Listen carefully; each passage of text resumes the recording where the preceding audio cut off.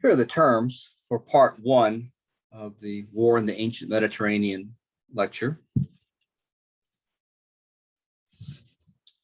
By the end of this presentation, you should understand the Hansen thesis in Carnage and Culture, the fact that history is about interpreting the past and that it develops through dialogue and disagreement between historians. It's not an oracle speaking. It's not something where you sort of have facts and the facts get laid down as on some kind of foundation and they stay the same way forever. That's just not how history operates. I want you to know some basic background about the author, Victor Davis Hanson. And I want you to understand the cultural values that Hansen identifies as central to what he calls the Western way of war. Now, this is the first of 2 weeks we'll be spending on war in the ancient Mediterranean world, by which we chiefly mean ancient Greece and ancient Rome. These two civilizations are considered to be the first that belong to Western civilization, that is to say, European civilization, including such European settler societies as the United States, South America, Australia, and so on. And this week, we're going to take our first look at one of the 4 books we're reading for the course. It's called Carnage and Culture. Of course, it's right there on the slide. Subtitled Landmark Battles and the Rise of Western Power. And it's by Victor Davis Hanson, shown there on the left. It's published in 2001, just a few weeks before the September 11th attacks. I've assigned it for years because it is a way to illustrate the fact that history should not be understood as a collection of facts. History is about organizing facts into an interpretation of what those facts mean. Put differently, history is a dialogue between scholars concerning a certain event or development, a set of developments in human history, and it proceeds by argument. One historian or group of historians advances an argument. Other historians disagree in whole or in part. And in order for the arguments to be effective, they must account for the most important points. They must be logical. They must anticipate objections. And they must have the power to explain something important. Now, the Hansen thesis, which is to say the argument made by Victor Davis Hanson in Carnage and Culture, and it's an influential thesis, influential argument. The Hansen thesis argues, first of all, for the existence of a distinctive Western way of war that accounts for European military dominance, which is to say that by the middle of the 18th century, Europe had become the dominant world power. By 1914, European countries or European settler societies like the United States would control 80% of the world's land surface. And what Hansen believes, and what actually most historians believe, particularly military historians, is that Western military dominance has a lot to do with that, the shaping of that reality. Hansen goes on to argue that this Western way of war is based on a distinctive set of cultural attitudes and preferences in the conduct of war. And he further argues that this Western way of war is characterized by cultural continuity, stretching back to classical Greece. In other words, these cultural attributes, they exist now, and they have existed ever since the time of the ancient Greeks, classical Greeks, some 500 years before Christ. Now, not all scholars agree with Hansen. On the left is Edward W. Said. And he was a Palestinian-born professor of literature at Columbia University. And he would have disagreed with Hansen about a number of things. First, Hansen's belief in a distinctive Western culture going back to ancient times. Second, Hansen's bifurcation between the West and the rest, in effect. Third, what Said would have regarded as Hansen's negative caricatures of non-Western cultures, and so on. Nor do all military historians agree with Hansen. John Lenn, a distinguished military historian, also a good friend of mine. He's there on the left, smiling face there for you. John has argued forcefully against the existence of a distinctively Western way of war, and particularly the idea of an unbroken continuity in that Western way of war, noting in particular that the evidence for Hansen's thesis is so weak during the medieval period, the Middle Ages, that the Hansen thesis, John once said, has a hole big enough to drive the Middle Ages through. Well, before going on, it's worth saying a few words about Hansen himself.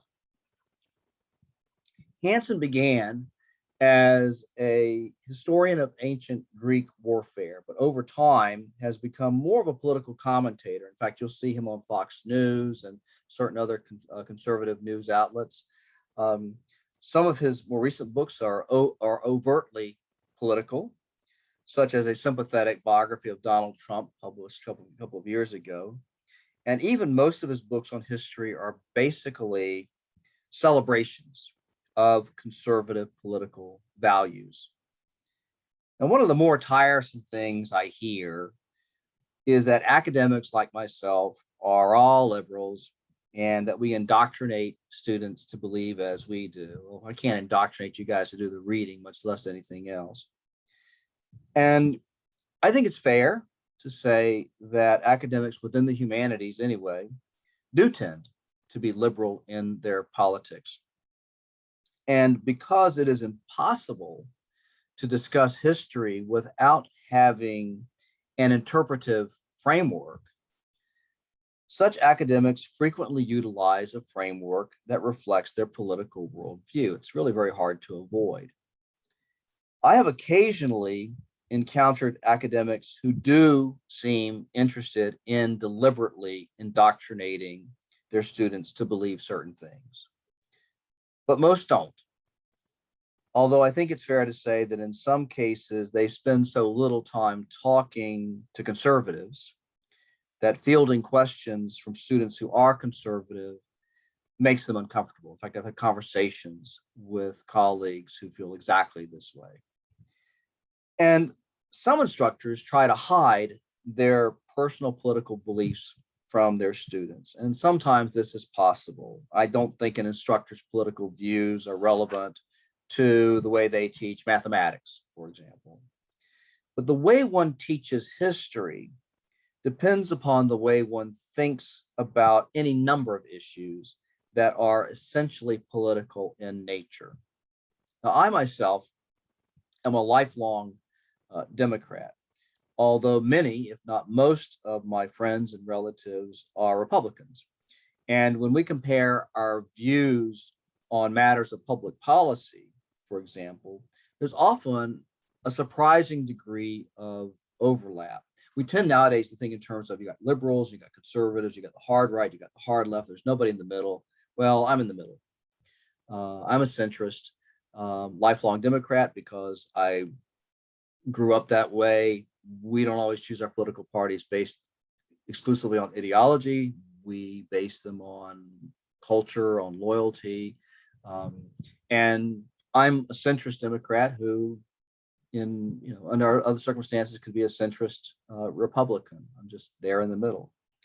And so there is this strong degree of overlap. Although parenthetically, I need to say that in today's political culture, the way we talk about politics, there is a strong tendency to exaggerate differences as much as possible and to express in caricature the views of those with whom we disagree. And there are a lot of people who make a lot of money, out of, um, out of generating this kind of outrage industry and promulgating it and pushing it and making it worse and worse over time.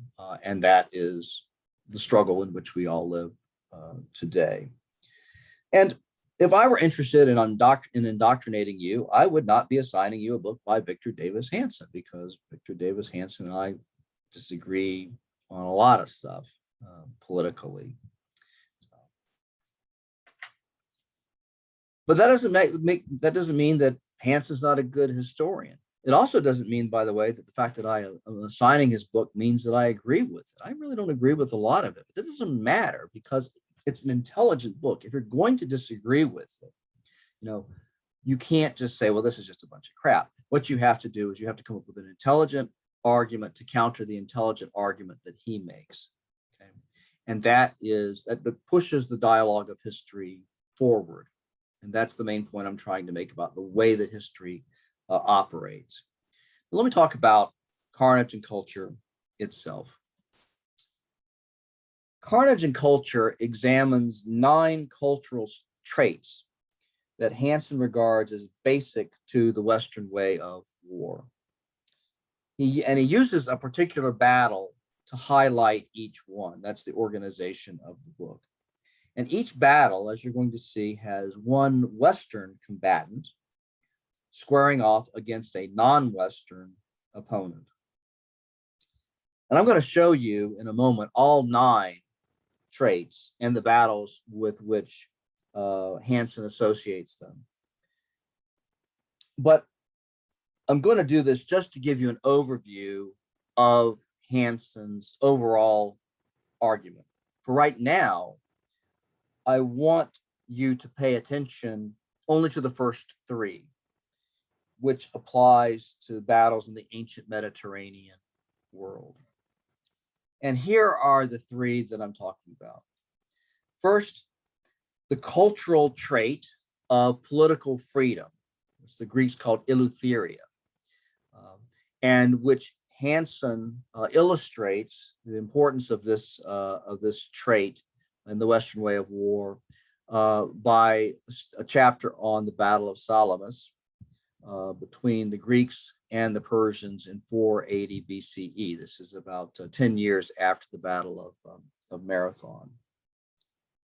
The second trait is the preference for decisive battle that he sees in the Western way of war. And this is illustrated by the Battle of Gaugamela in 331 BCE between the Greeks under Alexander the Great and the Persians.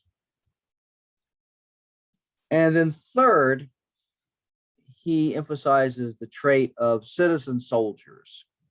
And the battle he uses to illustrate this one is the Battle of Cannae in 216 BCE between Rome and Carthage. Now, here are the rest. And we'll examine most of these as the course progresses. Fourth one is what's called landed infantry.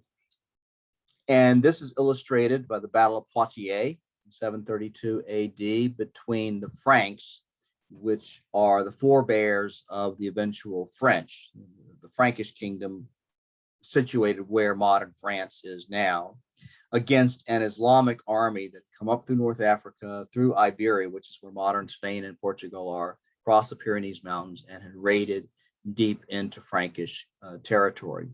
So he talks about the importance of landed infantry there. He talks about the importance of rationalism.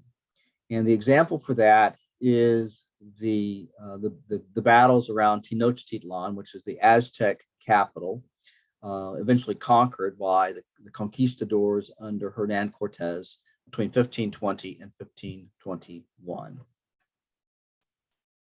Then capitalism, illustrated by the naval battle of Lepanto in 1571, which pitted Christendom, basically a number of Christian or Catholic powers, European powers, against the Ottoman Turks in the eastern part of the Mediterranean Sea. Then next, Western discipline, a particular kind of discipline, which he illustrates with the Battle of Rorke's Drift in 1879, an encounter between a small British force against a much larger force of Zulu warriors who were man for man better warriors than the British, and yet the British prevailed, Hansen says, thanks to a superior discipline of a certain kind. And he explores what that is. Then comes individualism. And this is illustrated by the naval battle of Midway in June 1942 between the United States and Japan. And finally, he talks about the Western trait of self-critique, a willingness to look at one's mistakes and learn from them and make adjustments based on them. And this chapter is built around the Tet Offensive in early 1968 between the United States on one hand and their South Vietnamese allies versus the North Vietnamese and their allies, the Viet Cong.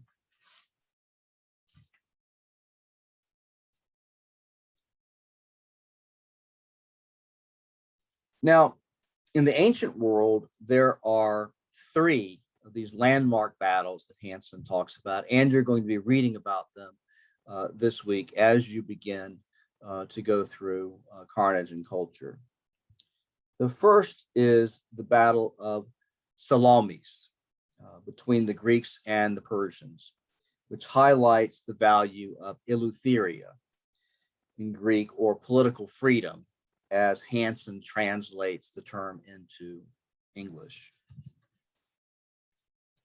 Then comes the Battle of Gaugamela, which highlights the Western preference for achieving victory through a quick, decisive battle. This, of course, is between the Greeks and the Persians.